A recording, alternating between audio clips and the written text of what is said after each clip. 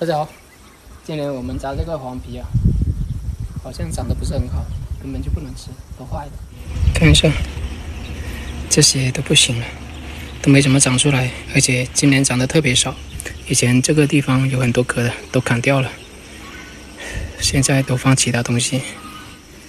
今天看着太阳挺大的，再过1个钟，天气预报说就要下雨了。也不知道准不准，有时候还是挺准的。我在楼顶晒这个花生是刚拔回来的，要晒几天才能给大家发货。因为我妈呢也把这个玉米拔回来了，她这个也是晒了卖给人家。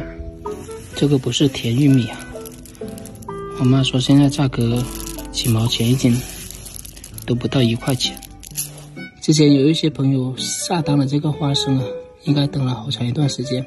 毕竟我们摘回来之后还要把它晒了几天才给大家发货，所以只能让大家再耐心等一会儿了。说真的，这段时间我也是觉得挺累的，我都有点想罢工了。真的好想好好休息一下，几乎每个晚上我都要通宵2点、3点、4点才能够睡觉，感觉真的太忙了。今天呢，我买了一件衣服回来，这个是空调服啊。因为重庆山的时候我穿的都是短袖，再加一下那个袖套啊，每次都搞得全身很痒。虽然说喷了那个驱虫的，它还是避免不了那些毛虫那些毛啊掉到身体上，肯定搞一个长袖。所以说呢，好多朋友建议我说要这个空调服啊，挺薄的。他们说这个比较好，主要就是它那个什么，就有这个吹风的这个2件衣服，加上这个还有一个充电，这个应该是充电宝，我看他那里说36瓦，这个充电宝。哎，我看它那里是黑色的，这个是白色的，颜值还可以的。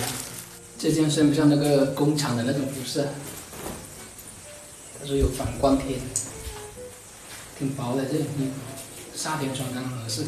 如果平常不需要那个风扇的话，也可以当正常的衣服去穿。进山这种应该都还好，就是不知道耐不耐磨啊，这个东西啊，被那些草啊或者是木头刮上会坏啊。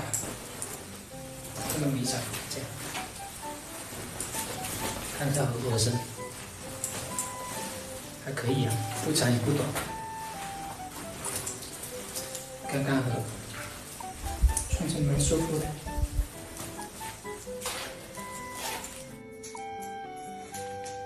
有那个香氛。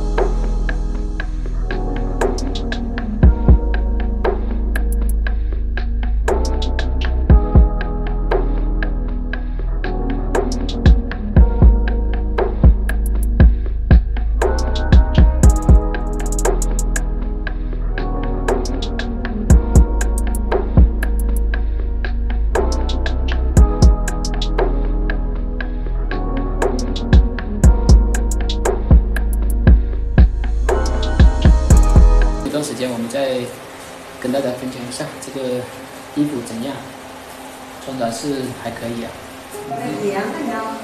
你的水桶地，咱们这来查出我的主要水桶。工欲善其事，必先利其器。像这些衣服的话，肯定也是需要的。还有裤子，我现在有几条裤子都坏了，我跟你讲，在那里我还找不到一个比较耐穿的裤子。我刚才说本想给我妈也买一套的，她说不想要。其实这个工作还是挺好的。